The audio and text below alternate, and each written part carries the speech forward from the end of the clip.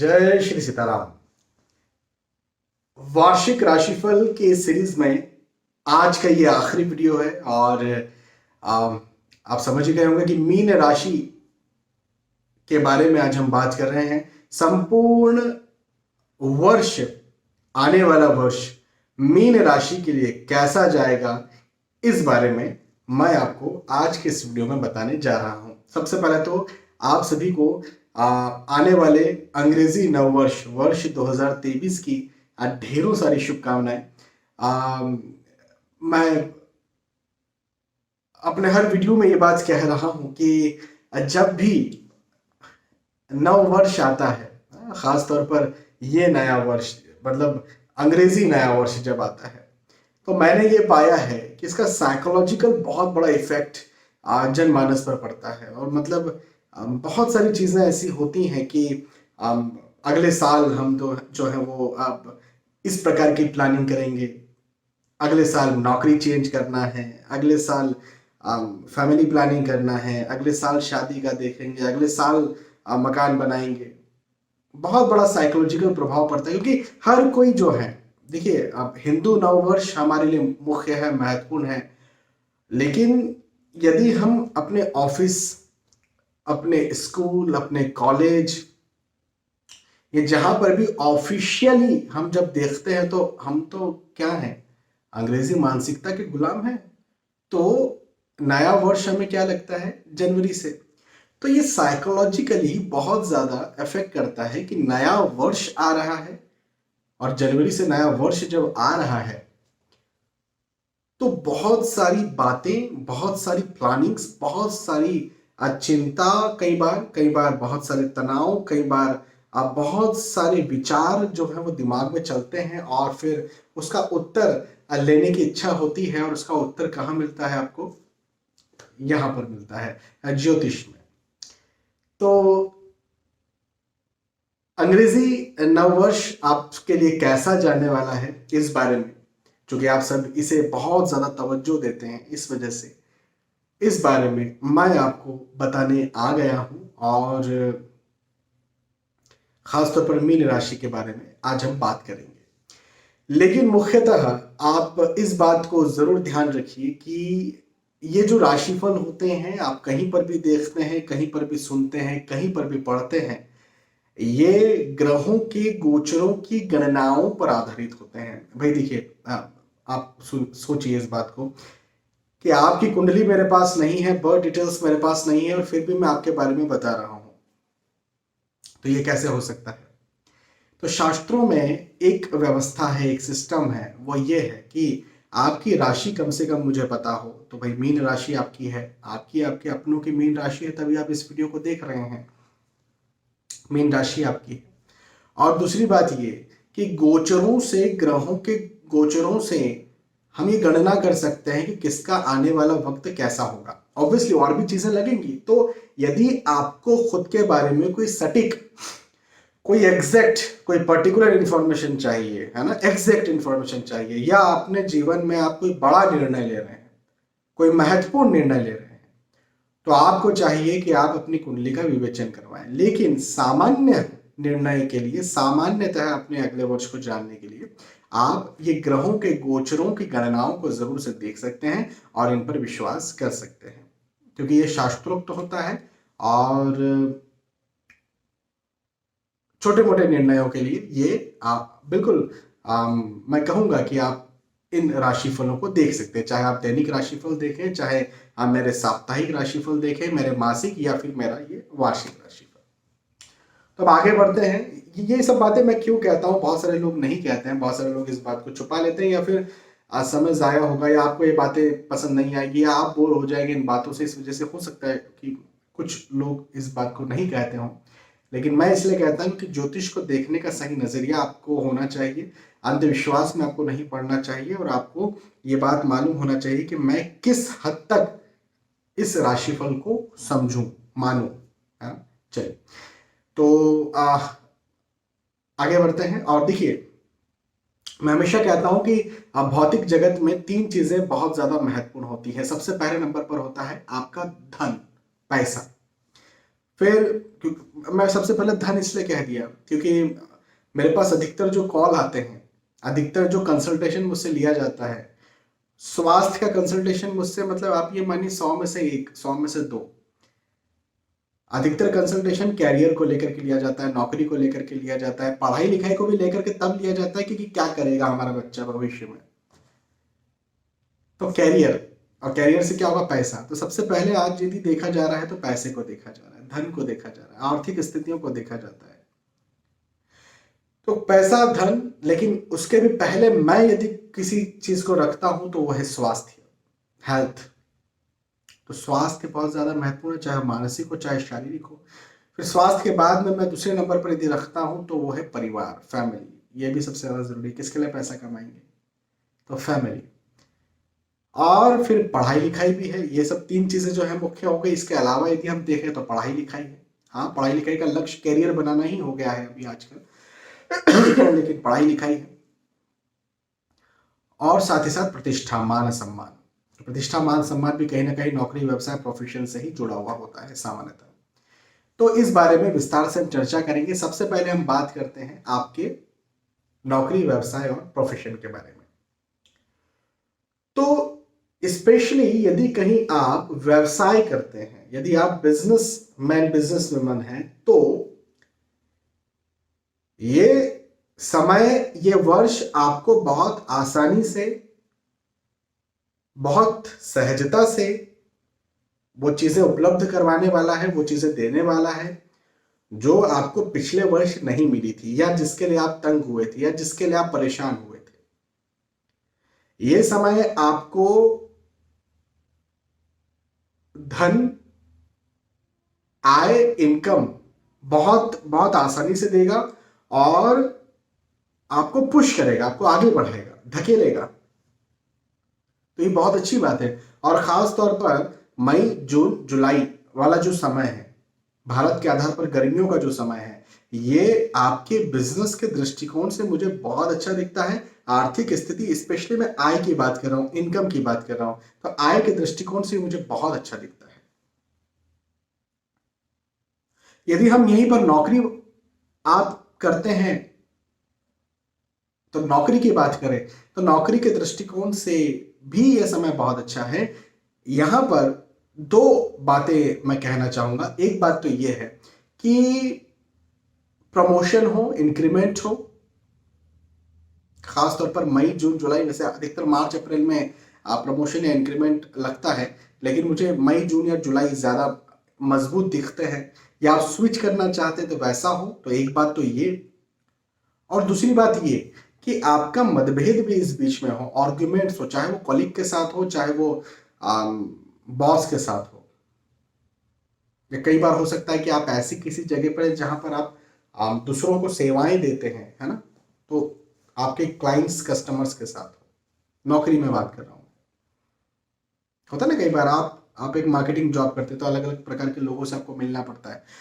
तो अलग अलग लोगों से मिलना पड़ता है, तो उन्हीं के साथ आपका कोई झड़प हो जाए, तो ऐसी स्थितियां भी हो सकती है। हालांकि इसका कोई नेगेटिव असर नहीं पड़ेगा, धन में, पैसों में, इनकम में कोई नेगेटिव असर नहीं पड़ने वाला है। हाँ, ये हो सकता है कि आप स्विच करें जॉब। ऐसा हो सकता है कि भाई एक जगह थे आप, तो मतभेद, आर्ग्यूमेंट बने, तो अब आप जॉब स्विच करके कहीं और जा रहे हैं, तो ऐसी स्थितियां हो सकती हैं। तो स्थानांतरण के योग हैं।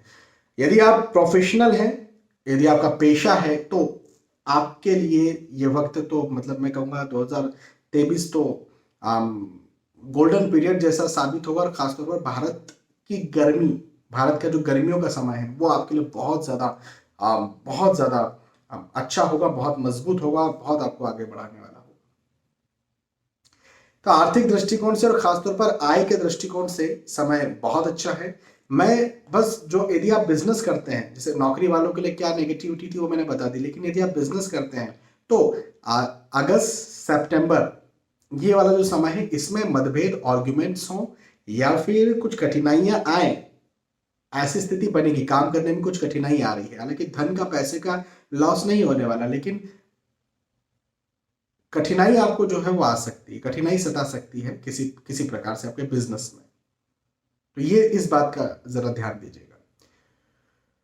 आर्थिक स्थिति में आय की स्थिति अच्छी रहेगी, ये आप समझ चुके हैं, लेकिन खर्चों पर थोड़ा सा आपने संयम बरतना है, क्योंकि खर्च आपके ज्यादा हो सकते हैं। खर्च ज्यादा हो सकते हैं, खास तौर पर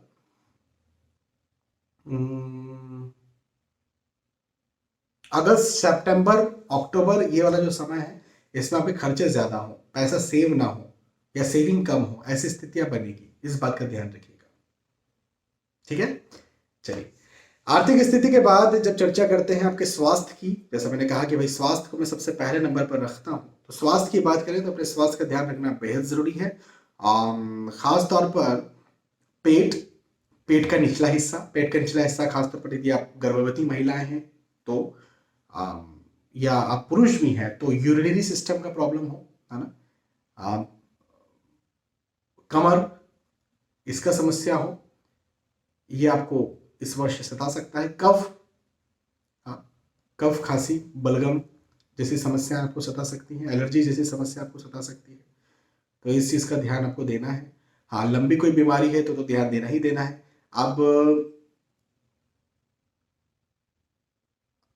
ये समझिए कि भाई कफ, बलगम की समस्या अधिकतर कब बनती है, तो सामान्यतः ठंडियों में ज्यादा बनती है। तो जब भी ठंड, आप 2023 में ठंड का जब समय आएगा या बारिश और ठंड का समय जब इकट्ठा होता है, तो थोड़ा सा अपना कफ का, बलगम का ध्यान दीजिएगा। ये आपको छाती संबंधी एलर्जी समस्या आपको ज्यादा तंगी में डाल सकता है। और अधिकतर गर्मियों के समय में या बारिश के समय में मूत्राशय संबंधी समस्याएं या यूरिनरी सिस्टम का प्रॉब्लम बन जाता है, तो थोड़ा सा इस विषय में आपको ध्यान देना है।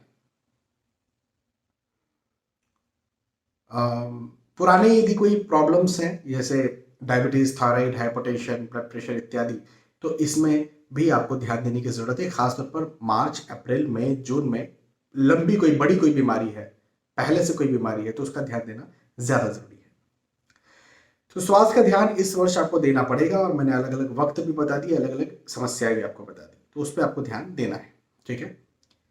खान पान पे ध्यान दीजिएगा। देखिए, आप स्वास्थ्य जो होता है वो मुख्यतः आप खा क्या रहे हैं, मुंह से क्या ले रहे हैं, और आप नाक से इनहेल क्या कर रहे हैं। भाई हम बाहर घूमते फिरते हैं तो कभी डस्ट होता है, कभी किसी प्रकार की कोई प्रदूषित हवा पवन होती है, तो हम क्या ले रहे हैं, किस प्रकार से हम हमारी एक्सरसाइज कर रहे हैं, हमारा डाइट प्लान क्या है, योग कर रहे हैं नहीं कर रहे हैं, तो ये इन चीजों पर जरा आपको फोकस ज्यादा करना है मीन राशि वालों को।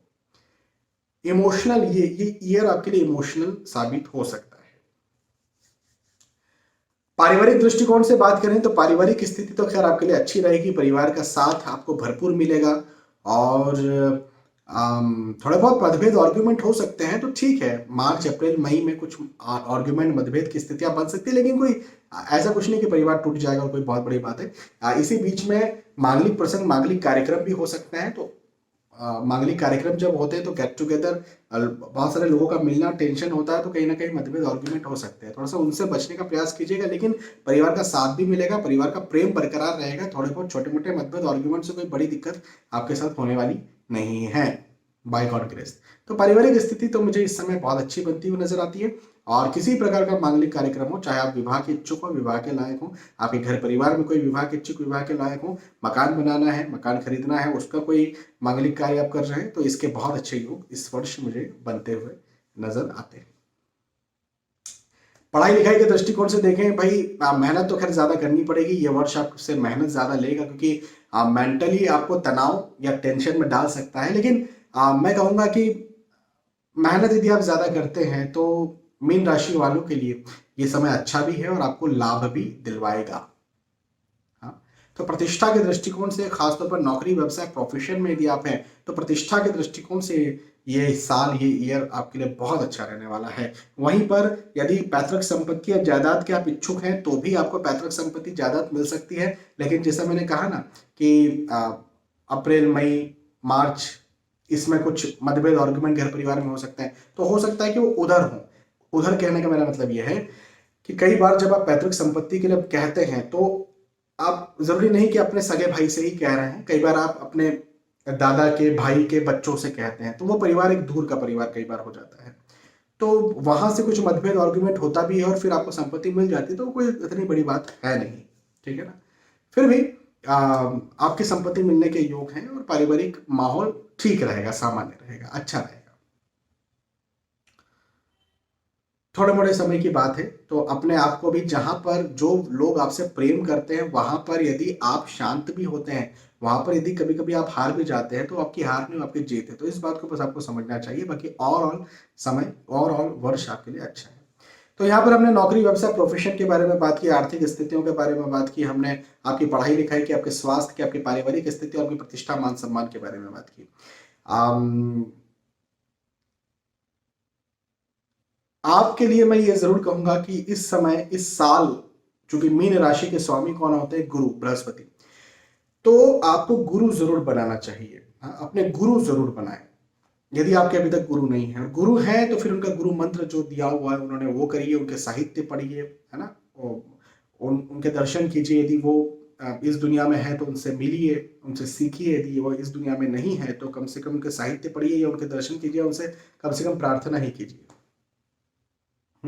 तो ये एक बात। दूसरी बात ये कि मैं हमेशा कहता हूं कि यदि किसी को लगता है कि हम गुरु नहीं बना पा रहे हैं, किसे गुरु बनाए कुछ समझ नहीं आ रहा, हनुमान जी भगवान, हनुमान जी महाराज इस ब्रह्मांड के सबसे बड़े गुरु में एक है। भोले बाबा, शिव शंकर भगवान और हनुमान जी भगवान, हनुमान जी महाराज, ये जो है सबसे बड़े गुरु हैं। तो इन्हें ही आप गुरु बना सकते हैं यदि आपको कोई समझ में नहीं आ रहे हैं तो, है ना। तो ये आप कार्य करिए। और सामान्यतः भी हनुमान जी महाराज की पूजा करना, आराधना करना, भोले बाबा की पूजा आराधना करना आपके लिए बहुत अच्छा होगा मीन राशि वालों के लिए। तो यहाँ पर हमने चर्चा की है मीन राशि के लिए ये संपूर्ण वर्ष 2023 कैसा जाएगा। वार्षिक राशिफल हमने समझा, ईयरली हॉरोस्कोप मैंने आपको बताया, वर्ष 2023 के बारे में मैंने आपको बताया। मुझे विश्वास है कि आपके पास समझ में आई होगी, आपको वीडियो पसंद आया होगा। यदि आपको वीडियो पसंद आता है तो आप बता सकते हैं कि पसंद आया, हाँ, लिख करके बता सकते हैं। फिर मिलेंगे नए वीडियोज और एपिसोड्स में, तब तक के लिए आज के इस वीडियो आपसे विदा चाहता हूँ। जय श्री सीताराम।